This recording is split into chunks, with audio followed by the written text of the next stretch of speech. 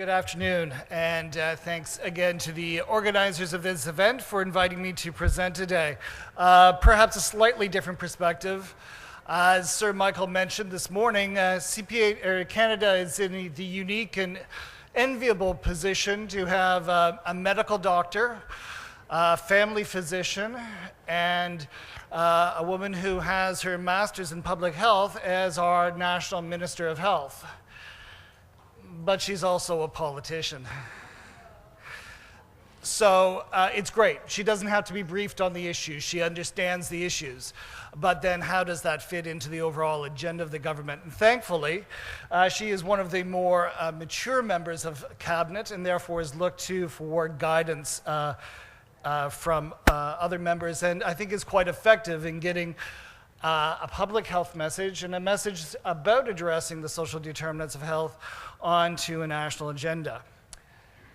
In speaking specifically about Canadian education for health professionals related to the social determinants of health, there isn't any. Honestly, it's not part of the formal curriculum for most health professionals. Your average doctors, dentists, nurses, they receive no training. It may be something that's talked about, and I'm generalizing here, but it's fairly safe to say it's not part of the formal curriculum. Now, the exception is for those who specialize in public health. So community medicine specialists, community health nurses, public health dentists do receive some training, but it's still limited. They're trained in different aspects of community health, but the social determinants, as much as they understand it's a part of their work, it's not part of the formal training. Certainly our master's and doctorate students in public health, a large part of the curriculum does focus on the social determinants of health. And that's great because these are people who are going to end up going into the policy wing of public health and who will be helping shaping the programs and initiatives, regulations and policies that will support these changes that will have a positive impact on the social determinants of health. But there are tons of opportunities, a lot of opportunities for continuing professional development. We are very fortunate in Canada. The federal government, through the Public Health Agency of Canada, has established since 2005 and continues to fund, although at a decreasing amount, it seems each year, a series of collaborating centers focused on public health, and specifically one on the determinants of health. So this group develops and brings together tools and approaches for assessing and supporting the public health sector in their work in addressing the social determinants of health, especially with a health equity lens. So it's some very important work that they're doing. Also, the federal government supports the Canadian Council for the Social Determinants of Health.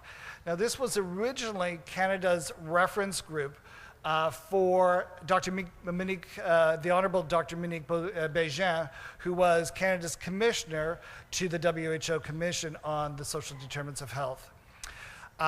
When the commission finished its work, the members of that reference group said, "This has been great. We've been brought together at a national level, a multi-sectoral approach to provide advice into the commission.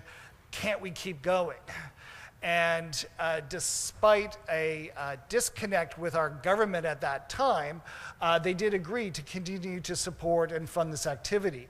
So it is a collaborative, multi-sectoral group of stakeholders, and in the current time frame, their work is organized around healthy child development, Indigenous peoples, and local action on these priority areas. Of course, I'm using my phone, and there's a call coming in. So the Canadian Public Health Association, which I represent, very pleased that we just 3 years ago updated our vision and mission statements. And you see, our vision is a healthy and a just world. So we're combining that role of health with social justice, and that we see that they're completely interlinked. you can't have health if you don't have social justice, and you can't have social justice if people don't end up being healthy. And our mission is there. We do a number of different things, but we really feel that our prime directive, if you're a Star Trek fan, is to advocate for the improvement of personal and community health through the development of policy alternatives based on the best available evidence. And so it's taking those alternatives to government and saying, there's a better way of doing this. These are three of our most recent papers. The first is on early childhood education and care. Well, that has nothing to do with health, but it has to do with the social determinants of health. Even in Canada, an extremely wealthy country, early childhood care can be extremely expensive. So once again, affluent parents can afford to put their children in quality daycare programs where they use play-based learning. Parents who are not affluent take what they can get. And oftentimes it's home-based, unlicensed babysitting services that use television, video, and other screen time as the way to fill a day. It's not their fault. That's the option that's left open to them. So part of our policy and advocacy work is that there needs to be national standards and a national demand or supply side program that supports quality early childhood education and care. The second report was released in 2015 at our annual conference. It's about addressing the ecological determinants of health. So we very much believe that you can't separate the ecological from the social determinants of health. If you think about it, you can go a few days without eating, a few less days without drinking clean water. You can't go very long without breathing clean air. So if we don't take care of the planet that we're on, even those social determinants of health won't make much difference. And certainly merging them into the eco-social determinants of health is what we propose. Finally, the last one that I put up is a new approach to the management of illegal psychoactive substances or illegal drugs. There is a major movement worldwide to take a public health approach to how we manage these currently illegal substances. This is, I believe, still core to the social determinants of health because the current model of prohibition and criminalization detracts from the quality of life from thousands and thousands of people around the world who live with an addiction and are being penalized for that. So we also hold a national conference, and I feel it's incredibly important for us to challenge our delegates. And this year, there were two new topics for plenary sessions. The first was public health and the prevention of violence. It's one of those big issues. It's violence. What are we supposed to do about violence? We're not the police. And it was very interesting to see the positive response to that, and that public health does have a role. As Sir Michael mentioned last night, the story of the young man from Glasgow, he didn't stand a chance. What Sir Michael didn't get to in that story is we know so much about that young man because he's caught on videotape stabbing another young man and actually murdering him on closed circuit television. But we also know why that happened. He never had a chance. It wasn't an accident that he ended up being a murderer. He was groomed by society to become violent. So we need to take that. What's our role in all of that? The other session that we had was truly inspiring. It was called Health Equity, Social Justice, and the Racialization of Canadian Society. And I think, generally speaking, Canada's reputation around the world is we're polite, we're nice. Well, don't talk to us at rush hour. We're as nasty as anyone else.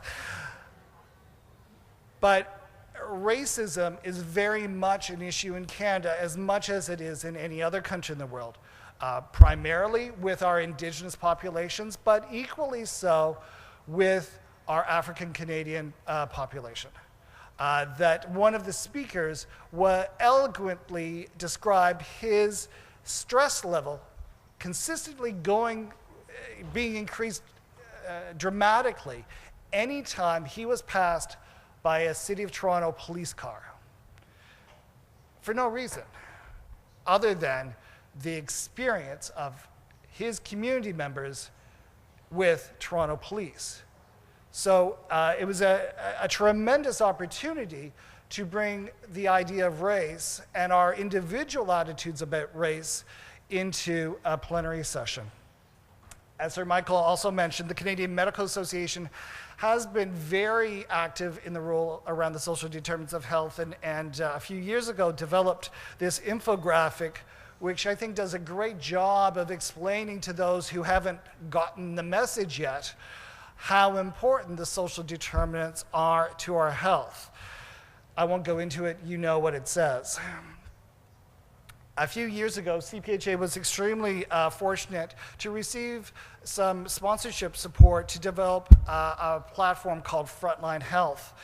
And it all came out of an interview that my predecessor, my previous executive director of CPHA had doing a media interview. We invited Sir Michael to our 2008 conference to speak about his newly launched report, and my predecessor was doing an interview, and she was trying to describe this complex concept of the social determinants of health to a reporter who really didn't know what she was talking about. And finally, she connected, and the reporter looked at her and her eyes went open. Oh, you mean everything? And so, yeah, sometimes it feels like if we're going to take action on the social determinants of health, it means we have to tackle everything.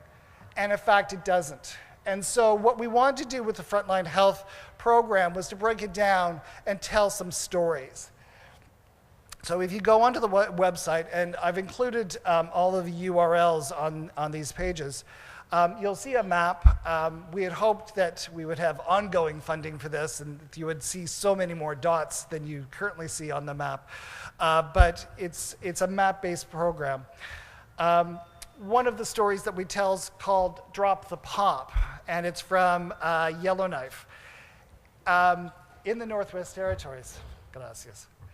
In the Northwest Territories and in northern Canada, most of the food has to be shipped in.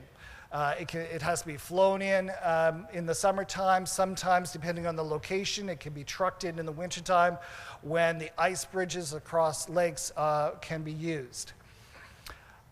In the north, pop is the cheapest beverage you can find. It's cheaper than milk by about 10 times, and it's cheaper than water by about 5 times. But you're also dealing with multi-generational households who are living in substandard housing. So you may have up to 4 generations of a family living in one house.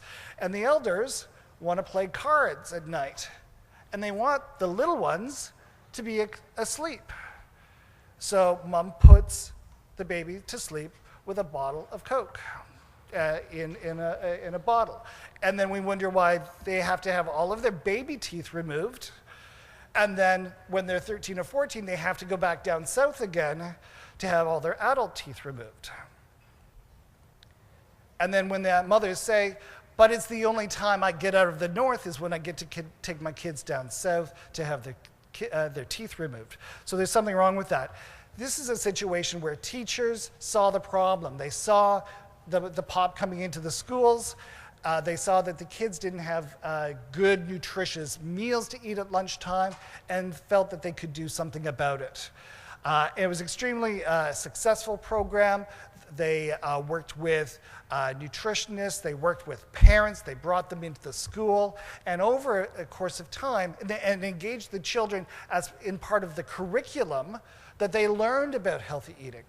So it changed the children's attitudes about the food that they were putting into their bodies. So the next one, Saskatoon Health Region. They did a study of their different neighborhoods, and they were startled by the health disparities between different neighborhoods. No big surprise, this is the same story we hear many, many times today. You can live 10 miles apart and have 20 years difference in your life expectancy. But this is a prairie province. They have their sensibilities are easily offended by social injustice. And so when the public health department publicized these results, the community decided they wanted to do something about it. So it really galvanized and brought together communities to say, this isn't right, this isn't fair, and we should do something about it. So a big piece of this experiment was knowledge. When people have knowledge about the situation, they want to be engaged, and they want to make a difference. They ended up coming up with 46 different interventions that worked. They have a community action plan to reduce poverty, and a poverty reduction partnership that brings in all of the key players that need to be part of a solution. So once again, it's this idea of taking action. It's not necessarily solving every problem, but it's creating those inroads to how solutions can come about. Antigonish is a fairly small and remote part of Nova Scotia. It's a beautiful part of the world that has traditionally depended on agriculture and lumber, the lumber industry, which have both declined over time. These are communities, and fishing, of course, in Halifax, in Nova Scotia. It is an area that has a number of small communities from which young people leave to be educated but never come back. And so these communities are finding it harder and harder to stay together. They are losing services. They're losing their schools because there's just not enough people to make it cost effective. But through this program, it engaged the community in a way to empower them, but made them, and the challenge they found was getting people to think outside that traditional definition of what health is. Health to them was a hospital, which they didn't have anyway. And so this process that the Antigonish Women's Resource Center developed was all about a community engagement process to get them thinking in broader terms about what was important to them. In the beginning, it was very difficult. And then the provincial government threatened to close their school, and that got them mad. Anger can be a very positive, motivating factor sometimes. And then they really got to understand what being engaged was all about. And then they took on the local gold mining company because they weren't happy about where the runoff from the gold mine operation was ending up. So they really got their feet under them. Gastown is a part of Vancouver. It's actually a transitional neighborhood in Vancouver. It was a transitional neighborhood in Vancouver. It has now been gentrified. But in that neighborhood, they identified one of the issues was that 85% of the people with mental disabilities in Gastown were unemployed. And this is a range of mental disabilities. So they developed, in collaboration with a large number of community partners, a range of vocational and educational services to give training not only to the individuals with mental disabilities and mental health issues, there's a range of issues being addressed, but also worked with employers so that they knew how to support these people. And then they brought in the extended families and friends of these people so that a community support circle could be created to support and keep these people working.